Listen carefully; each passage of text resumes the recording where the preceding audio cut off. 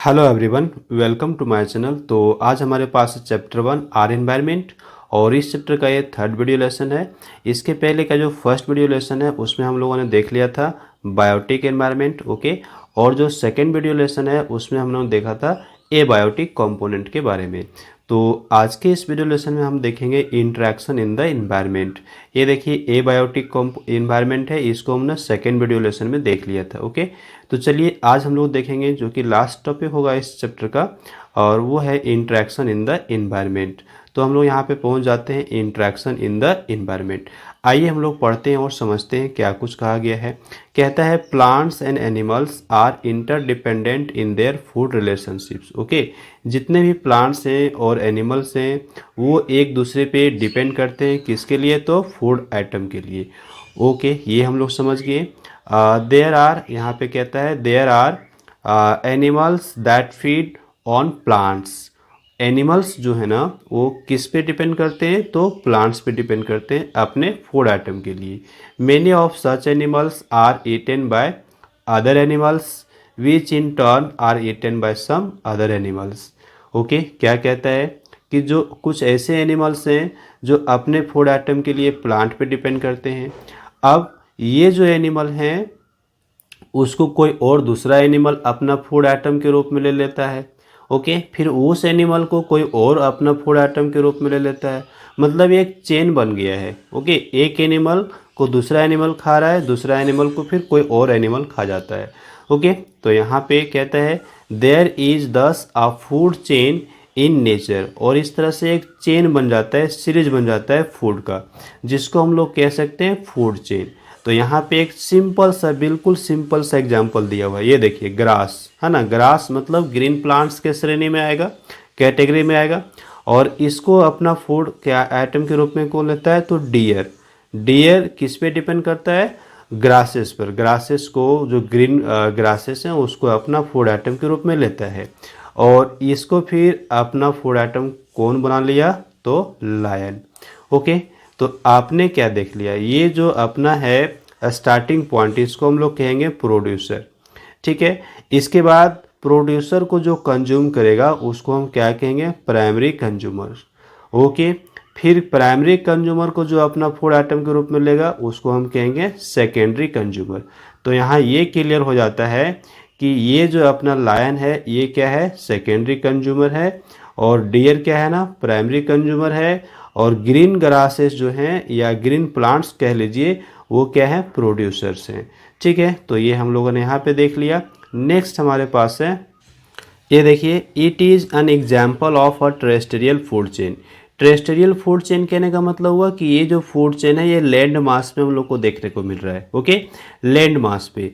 वहीं अगर ये फूड चेन अगर आपको एक्वेटिक प्लांट्स और एनिमल्स के बीच देखने को मिलेगा तो वो क्या कहलाएगा? Aquatic food chain. देखिए when such a chain exist between aquatic plants and animals it makes up an aquatic food chain. समझ में आ गई बात? तो जिस प्लेस पे पाया जाएगा उसके अकॉर्डिंग उसको हम नाम यहाँ पे दे सकते हैं। आइए एक्टिविटी हमारे पास है, बड़ा ही इंटरेस्टिंग होने वाला है। तो यहाँ पे क्या कहता है? For each of the three cases, okay, A B and C, तीन केस लिया हुआ है। Use the words given in the box to make a food chain. Box में जो दिए हुए हैं, ओके, इसको हमको यहाँ पे नोट करना है ताकि एक फूड चेन हमारा बन जाए। Also identify the nature, terrestrial है कि एक्वेटिक है, वो टेरेस्टेरियल फूड चेन है कि एक्वेटिक फूड चेन, ये हमको बताने हैं। Of each of this three food chains. आइए एक एक करके हम लोग कर लेते हैं, ओके। तो फर्स्ट में हम लोग कर लें तो यहाँ पे देख सकते हैं कौन सा सबसे पहले आएगा, बताइए। तो सबसे पहले प्रोड्यूसर आएगा, और इसमें से कौन है? तो ग्रास। ग्रास को आप फर्स्ट में रखेंगे तो इसको आप नंबरिंग 1 कर लीजिए, ओके। ये नंबर 1 पे आएगा, ठीक है। दूसरा दूसरा आप बता दीजिए, आप यहाँ पे नोट कर सकते हैं ग्रास। दूसरा क्या आएगा? ग्रास हॉपर आएगा, ये सेकंड नंबर पे आप कर लीजिए, ओके। थर्ड नंबर पे कौन आएगा? तो स्नेक आएगा कि रैट आएगा कि ऑल आएगा? तो थर्ड नंबर पे आपका आएगा रैट, है ना, रैट। और फोर्थ में क्या आएगा? Snake, okay. और फिफ्थ में क्या आएगा? ऑल आएगा। तो आइए यहाँ पे हम सीरीज बना लेते हैं। और ये बताइए कौन सा फूड चेन होगा, टेरेस्ट्रियल होगा कि एक्वेटिक होगा। एक्वेटिक कहने का मतलब वो जल के अंदर पाया जाएगा कि ये लैंड मास में पाया जाएगा। तो निश्चित तौर पे ये आपका क्या होगा ना, टेरेस्ट्रियल होगा। क्यों? क्योंकि ये लैंड मास में पाया जाता है, एक्वेटिक यानी जल में नहीं पाया जाता है। तो पहले आप सीरीज बना लीजिए, मैं बना लेता हूँ तुरंत से। तो चलिए यहाँ पे हमने सीरीज भी बना लिया है और नोट भी कर लिया। पहले ग्रास, फिर ग्रास हॉपर, फिर रैट, फिर स्नैक, फिर ऑल और फिर टेरेस्ट्रियल। ओके, तो ये हो गया फर्स्ट। अभी आइए बी नंबर की बात करते हैं। तो बी नंबर पे देखिए यहाँ पे पहले क्या आएगा, सबसे पहले यहाँ पे आएगा अपना ये सबसे बड़ा कौन है, सो देखिए ये डॉल्फिन होगा, है ना, सबसे बड़ा होगा। तो ये तो नहीं आएगा, सबसे छोटा आपको क्या करना है, तो ये आएगा प्लैंकटन। ओके, ये एक नंबर पे आएगा। इसके बाद आप देखिए सेकंड नंबर पे क्या आएगा आपका, स्नेल आएगा। और थर्ड नंबर पे आएगा टूना। और फोर्थ पे क्या आएगा, फोर्थ पे आ जाएगा अपना डॉल्फिन। ओके, तो आप इसको अरेंज कर लीजिए यहाँ पर। और आइए मैं अरेंज कर लेता हूँ। और ये कहाँ पे पाया जाएगा, तो ये एक्वेटिक है ना, ये पानी में पाया जाता है, इसलिए इसको हम लोग एक्वेटिक फूड चेन कहेंगे। तो पहले हम इसको अरेंज कर लेते हैं। ओके, तो ये देखिए हमने अरेंज कर लिया। पहले क्या लिया, प्लैंकटन। ओके, फिर क्या लिया, स्नेल, और फिर चूना, और फिर क्या आ गया, डॉल्फिन। तो ये कहाँ पे हो गया, जल में, इसलिए क्या हो गया, एक्वेटिक हो गया। ठीक है, कर लिए। नेक्स्ट चलिए हम सी नंबर की बात कर लेते हैं। तो सी नंबर पे आप ज़रा ध्यान दीजिए, यहाँ पर सबसे छोटा क्या आएगा, तो एल्गी, है ना। सबसे पहले क्या आएगा अपना, एल्गी आएगा। और दूसरा नंबर पे क्या आएगा, तो दूसरा नंबर पे आएगा यहाँ पर फिश। ओके, ये सेकंड कर लीजिए। और थर्ड नंबर पे क्या आएगा, थर्ड नंबर पे आएगा सील। और फोर्थ पे क्या आएगा, शार्क, सबसे बड़ा, है ना। आइए इसको अरेंज कर लेते हैं। फिर से ये क्या होगा, ये एक्वेटिक होगा। क्यों? क्योंकि पानी की बात हो रही है, पानी में ये सब पाए जाएंगे। तो आइए पहले अरेंज कर लेते हैं। ओके, तो यहाँ पे हमने अरेंज कर लिया। पहले एल्गी दिया, उसके बाद फिश, फिर सील, और फिर शार्क। ओके, और ये क्या हो गया, एक्वेटिक। तो इस तरह से हमारा ये फूड चेन कंप्लीट हो गया। हमने यहाँ पे देख लिया फूड चेन के बारे में, क्या होता है, यानी हु ईट्स होम, कौन किसको खा रहा होता है, ये कहलाता है फूड चेन। आगे अपना है मिनरल साइकिल, और फिर अगला टॉपिक आएगा यहाँ पे कीवर्ड हो जाएगा, कंप्लीट हो जाएगा। तो आइए हम देख लें पहले मिनरल साइकिल्स की, आइए हम लोग पढ़ लेते हैं। तो यहाँ पे क्या कहा गया है, कहता है there is a relationship between the biotic and abiotic components of our environment.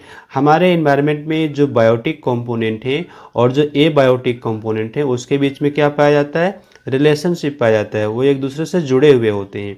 The abiotic substances supply nutrients to the producers. Okay, जो प्रोड्यूसर्स होते हैं उसको न्यूट्रिएंट्स मिल रहा होता है, किससे, तो एबायोटिक सब्सटेंसेस से। अब आगे देखिए, the producers prepare food for the consumers. जो ये प्रोड्यूसर्स जो है ना, वो फूड प्रिपेयर करते हैं, किसके लिए, कंज्यूमर्स के लिए। और कंज्यूमर्स अभी हमने देख लिया फूड चेन में, है ना। कंज्यूमर्स हम किसको कहते हैं, एनिमल्स को। आप यहाँ पे एनिमल्स नेम नोट कर लीजिए। ओके, एनिमल्स जो हैं वो हमारे कंज्यूमर्स कहलाते हैं, और प्रोड्यूसर्स में हमारे आते हैं प्लांट्स, ये आप ध्यान रखेंगे। ओके, ग्रीन प्लांट्स को हम लोग कहते हैं प्रोड्यूसर्स, और कंज्यूमर्स हमारे क्या हो जाएंगे, एनिमल्स। तो प्रोड्यूसर्स फूड प्रिपेयर करते हैं, किसके लिए, कंज्यूमर्स के लिए। Next, both producers and consumers after their death are broken down into simpler substances by decomposers। अब देखिए यहाँ पे डिकम्पोजर का क्या काम है, जो डिकम्पोजर है ना, वो जो बॉडी डिकम्पोज करता है, किसका, जो डेथ होता है। जब डेथ हो गया, चाहे वो प्रोड्यूसर हो चाहे वो कंज्यूमर हो, इसका जब डेथ होता है तो डेथ के बाद ये उसको सिंपलर सब्सटेंसेस में चेंज कर देता है। कौन, डिकम्पोजर्स। ओके, ये हमने देख लिया। नेक्स्ट यहाँ पे हमारे पास अगला होगा, the nutrients return to the soil, air and water. These nutrients are again used by the producers. Okay, the whole cycle is thus repeated continuously. This cycling of minerals materials through biotic and abiotic components is called the mineral cycle. तो ये mineral cycle क्या होता है, ये हमने समझ गया कि जो प्रोड्यूसर्स हैं वो फूड प्रिपेयर करते हैं, किसके लिए, कंज्यूमर्स के लिए। और जो कंज्यूमर्स और ये प्रोड्यूसर्स दोनों आपस में जब डेथ करते हैं, तो डेथ करने के बाद उसका जो बॉडी है वो सिंपलर सब्सटेंसेस में डिकम्पोज कर दिया जाता है, किसके द्वारा, तो डिकम्पोजर्स के द्वारा। और फिर वो कहाँ पे रिटर्न हो जाते हैं, उसके बॉडी में जो न्यूट्रिएंट्स हैं वो सब के सब आके मिल जाते हैं सॉइल में, ओके, वाटर में, एयर में मिल जाते हैं। फिर आपका जो है सो फिर से प्रोड्यूसर इस न्यूट्रिएंट का यूज करता है और इस न्यूट्रिएंट को यूज करके फिर से वो क्या करता है ना, ग्रो करता है, ओके, ग्रो करके फूड प्रिपेयर करता है कंज्यूमर्स के लिए, फिर उसका डेथ होता है। तो ये तो साइकिलिंग चलता रहता है। तो ये हमारा क्या कहलाता है, मिनरल साइकिल कहलाता है, ओके। अब यहाँ पे एक डायग्राम के थ्रू हम यहाँ पे समझ सकते हैं। चलिए ये देखिए हमारे पास है, सबसे पहले यहाँ पे किसकी बात करेंगे, सॉइल की बात करेंगे। तो सॉइल से ये जो अपना ग्रीन प्लांट है वो क्या प्राप्त करते हैं, न्यूट्रिएंट्स प्राप्त करते हैं, और न्यूट्रिएंट्स प्राप्त करके वो फिर फूड आइटम प्रिपेयर करते हैं, फूड आइटम, और उसका यूज कर लिया जाता है किसके द्वारा, कंज्यूमर के द्वारा, कंज्यूमर मतलब एनिमल्स। और फिर अगर जब इसका डेथ होता है तो डेथ होने के बाद जो यहाँ पे ये आएगा है ना, डेथ होगा प्लांट का, और वो फिर कहाँ पे आके मिल, उसका फिर डिकम्पोज होगा। जब डेथ हो जाएगा जो प्लांट्स होंगे, ओके, या फिर एनिमल्स होंगे, उसका बॉडी जब डेथ करता है तो फिर वो कहाँ जाके मिलेंगे, वो डिकम्पोज होंगे डिकम्पोजर के द्वारा। और डिकम्पोज होने के बाद फिर वो कहाँ आके मिलते हैं, वो मिट्टी में आके मिलते हैं मिनरल्स के रूप में, ओके। और यहाँ पे आपका एक टर्म आ गया एनिमल्स, है ना, एनिमल्स ड्रॉपिंग मतलब, एनिमल्स ड्रॉपिंग मतलब काउ डंग आप कह सकते हैं, ओके। तो ये एनिमल्स जो अपना अवशिष्ट है ना रिलीज करते हैं वो हमारा क्या कहलाता है, एनिमल ड्रॉपिंग, वो भी जाके मिट्टी में मिलता है, ओके। और ये फिर आकर के क्या होता है, मिनरल्स के रूप में सॉइल में मिल जाता है। और ये साइकिल आपका चलता रहता है, इसको हम लोग कहते हैं मिनरल साइकिल। आइए यहाँ पे हम अगला देखेंगे, all living organism respire all the time. जितने भी लिविंग ऑर्गेनिज्म हैं वो हमेशा रेस्पायर करते रहते हैं, रेस्पायर करते रहते हैं मतलब उसके बॉडी में ऑक्सीजन यूज होता रहता है और फूड आइटम का उपयोग होता रहता है और उसको एनर्जी मिल रहा होता है, okay. During the process of respiration both plants and animals take in oxygen and give out carbon dioxide. Respiration के समय ना प्लांट्स हो चाहे एनिमल हो, दोनों ही क्या लेते हैं, ऑक्सीजन लेते हैं और क्या रिलीज करते हैं, कार्बन डाइऑक्साइड रिलीज करते हैं। Carbon dioxide also gets added to the atmosphere when burning of wood, coal and petrol takes place. देखिए कार्बन डाइऑक्साइड अपना एटमॉस्फेयर में कैसे आ रहा होता है, तो पहला तो रेस्पिरेशन से तो आ ही रहा है, साथ ही साथ और भी जो प्रोसेस है जैसे बर्निंग प्रोसेस से। तो बर्निंग किसका होगा, बर्निंग किसी का भी हो सकता है, वो वुड हो, ओके, कोल हो, पेट्रोल हो या फिर पेट्रोलियम प्रोडक्ट हो, ये सब जब बर्न करेंगे तो भी अपना कार्बन डाइऑक्साइड एटमॉस्फेयर में आके मिलेगा, ओके।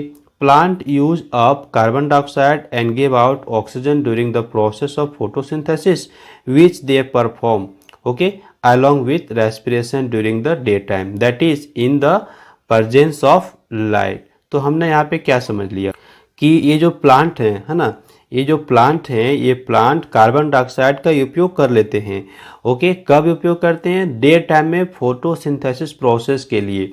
फोटोसिंथेसिस प्रोसेस एक ऐसा है जिसमें green plant carbon dioxide use कर लेते हैं और क्या बनाते हैं, तो फूड प्रिपेयर करते हैं, ओके। ये हम लोग जान रहे हैं, लेकिन ये प्रोसेस कब होता है, ये डे टाइम में ही हुआ करता है, नाइट टाइम में नहीं हुआ करता है, क्योंकि उसके लिए ना फोटोसिंथेसिस के लिए उसको चाहिए होता है, क्या चाहिए होता है, तो सनलाइट चाहिए होता है, इसलिए डे टाइम में ही हो सकता है, नाइट में नहीं हो रहा होता है।